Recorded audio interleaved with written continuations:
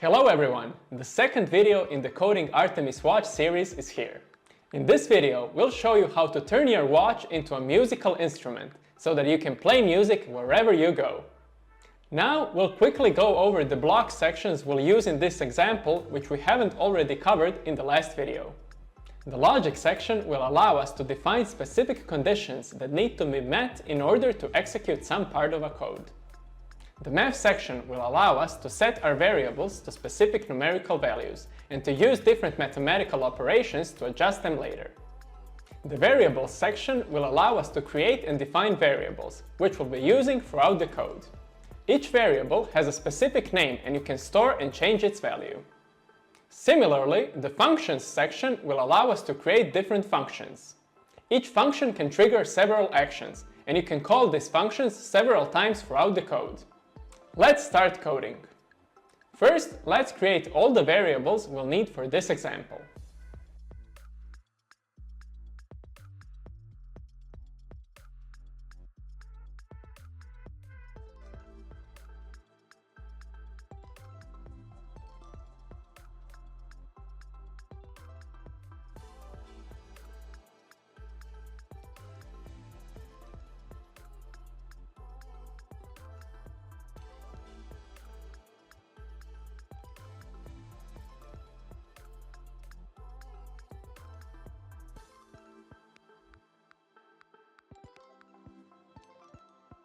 Now we can define these variables at the start of our code, as shown here.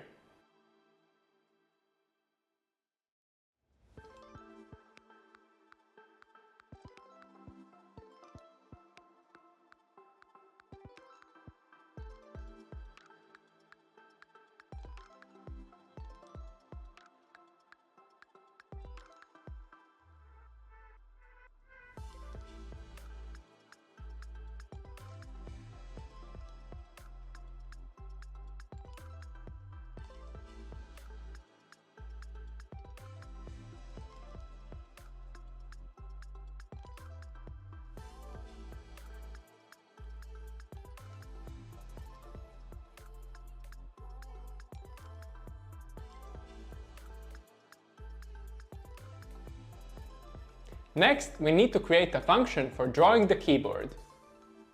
Inside this function, we first need to set the background color to black. After that, we can draw the black and white keys. To simplify the drawing process, we can create a couple of loops, since all the black and white keys will look the same. We only need to change their position on the display with each iteration. Keep in mind that the display has a 128 x 128 pixel resolution, so the value of the x and y coordinates will match those pixels.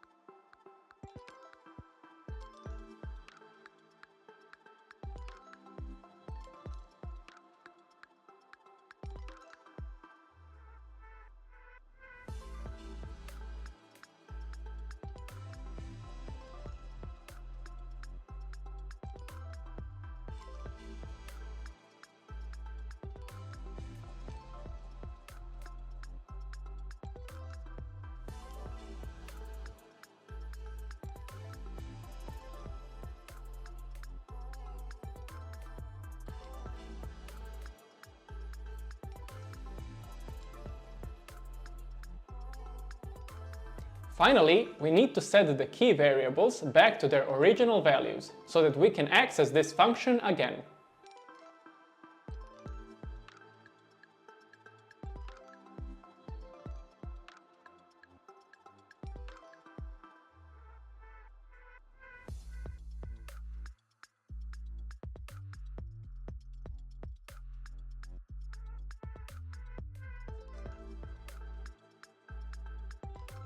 Amazing, we're done with this function. Now let's create another function for drawing the dot that will represent the selected key on the display. You can do that by using the following block.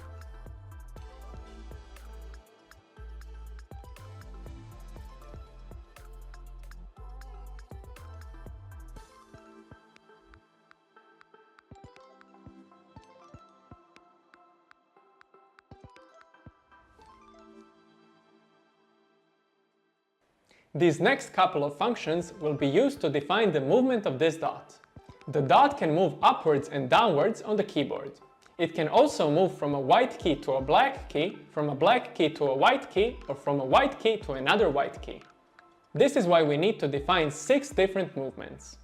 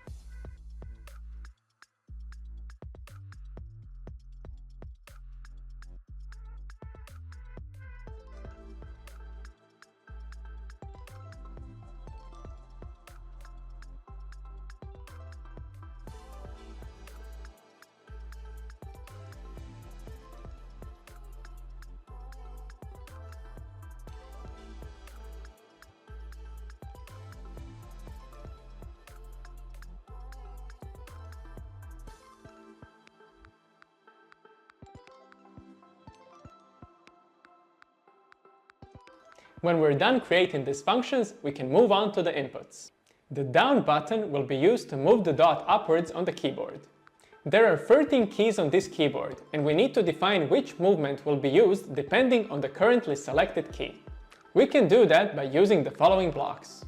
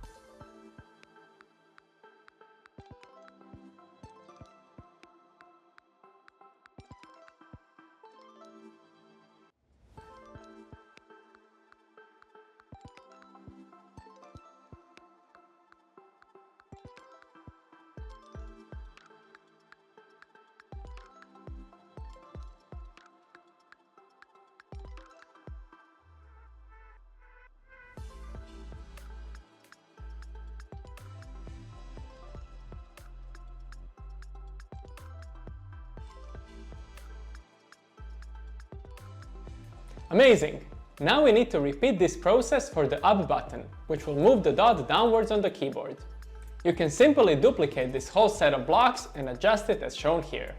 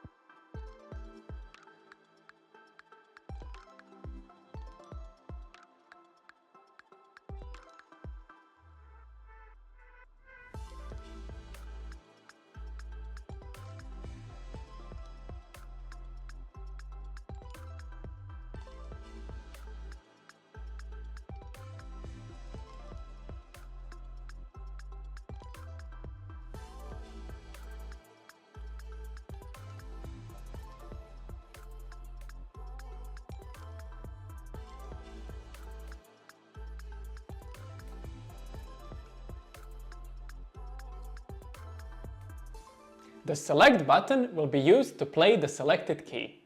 Again, since we have 13 keys, we need to define what happens when we press this button for each of them, as shown here.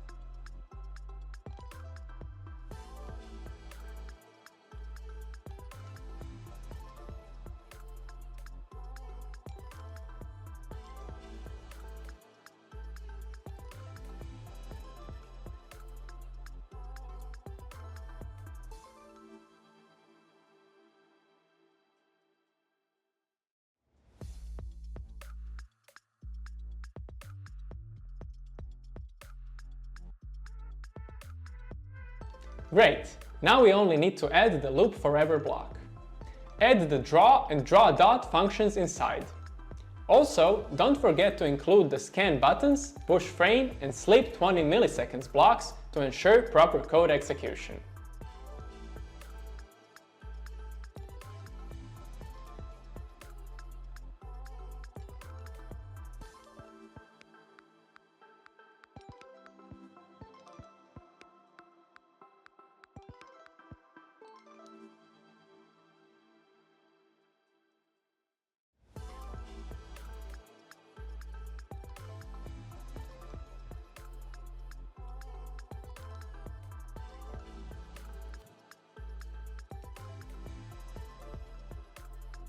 We're done with coding. If your code looks like this, you're ready to click on the Run button. Try moving the red dot over the keyboard by using the up and down buttons. When you want to play a specific key you selected, try pressing the Select button. Wow! What kind of a melody can you create on your new musical instrument? If you want to put the stock firmware back onto your device, you can simply go here and click on the Restore Firmware button.